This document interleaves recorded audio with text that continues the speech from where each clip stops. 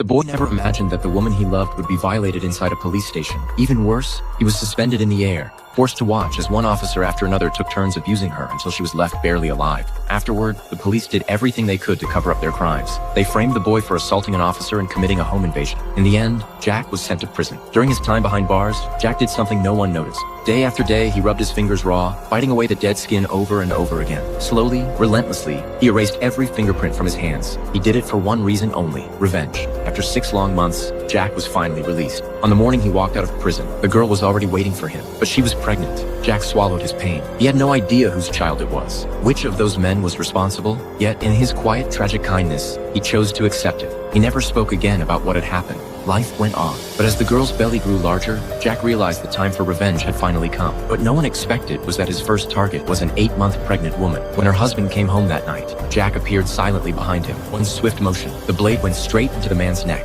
Jack slammed him to the ground, pressing him down with all his strength. No matter how violently the man struggled, Jack didn't stop, because this man was one of the officers who had assaulted the girl. Within minutes, he stopped breathing. The next day, police pulled a sealed bag from the ocean. Even before opening it, the stench was overwhelming. The moment the bag was cut open, rotting fish and foul sludge spilled everywhere. Then the officers froze. Beneath the thick, decaying liquid was the intact body of a newborn baby. As they fought through the nausea to examine it, they made another horrifying discovery: a police ID. Without hesitation, officers rushed to the man's home, guns drawn. The moment Adam stepped inside, he knew something was wrong. The floor was covered in sticky blood. Ahead of them lay a pregnant woman. The baby inside her was gone, but her pulse was still faintly beating. She was the officer's wife. The room went cold. The house was sealed off immediately, but the officer himself was nowhere to be found. Elsewhere, David was moving into a new home with his wife. As he boiled water, his wife suddenly stared toward the door, panic in her eyes. David reached instinctively for his service weapon. Not long after, police received a call from David's phone,